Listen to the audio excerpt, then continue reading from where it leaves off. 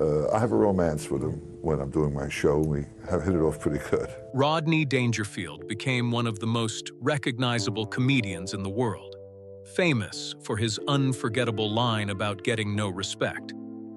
But behind that humor was a life filled with pain, struggle, and survival.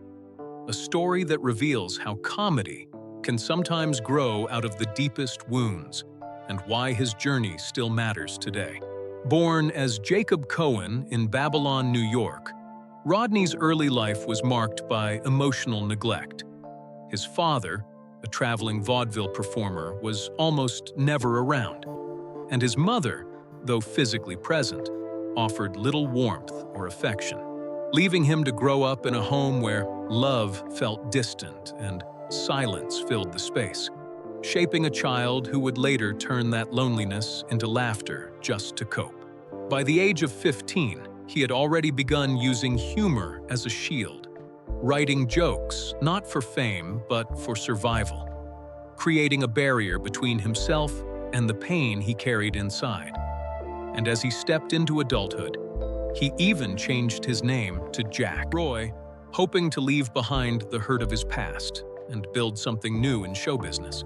But success did not come easily, and after years of struggling as a performer, he walked away from comedy entirely, choosing instead a more stable life where he sold aluminum siding and drove trucks, proving he was disciplined and hardworking, even outside the spotlight.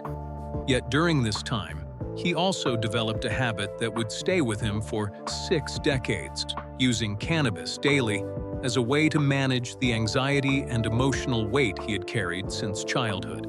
His personal life was just as complicated. His marriage to Joyce Indig was filled with tension and conflict, leading to a cycle of divorce and remarriage that reflected how difficult it was for him to find peace.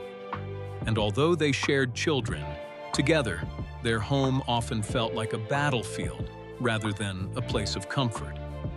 And many of the jokes he later told on stage were drawn directly from these painful experiences, making his comedy feel real because it was real. It was his truth, turned into punchlines. When Rodney returned to comedy in his 40s, he did not just perform, he perfected his craft, carefully writing and refining every joke, sometimes spending weeks adjusting a single line until it delivered the biggest impact. His dedication was unmatched, constantly testing new material and pushing himself to improve. And his hard work paid off as he became a star, eventually opening his own comedy club in New York.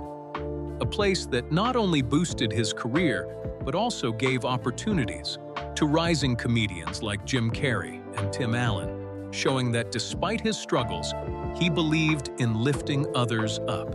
Later in life, he found stability with Joan Child, a woman who brought calm into his chaotic world, helping him embrace new opportunities, even guiding him into the early days of the internet, where he became one of the first celebrities to connect with fans online. But even with success and love, Rodney continued to battle depression, a silent fight he kept hidden for decades, relying on both therapy and his long-standing habits to manage the weight he carried inside.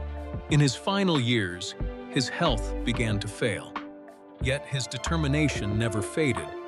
He continued performing and chasing the laughter that gave him purpose, until he passed away in 2004 at the age of 82, leaving behind a legacy that goes far beyond jokes, a legacy of resilience, discipline, and the power of turning pain into something that brings joy to others.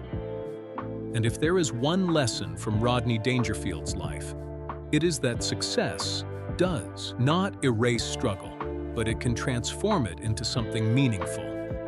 If you found this story powerful and want more deep dives into the hidden lives of legendary stars, make sure to subscribe to Hollywood Bulletin and press the bell icon so you never miss the next story.